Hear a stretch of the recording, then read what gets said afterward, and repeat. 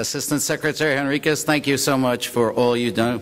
I know that being in that building at 7th and D can be frustrating from times, but you should know that there's a whole audience out there that loves you and appreciates all you do. So, thank you for joining us here tonight.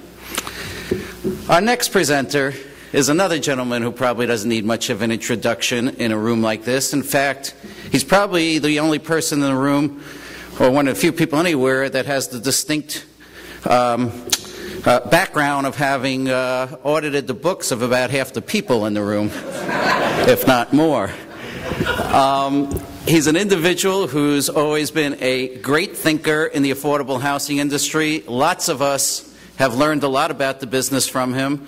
He's been an innovator in deal structuring, an innovator in public policy, a great spokesperson on behalf of our industry. Please give a warm welcome to David Resnick.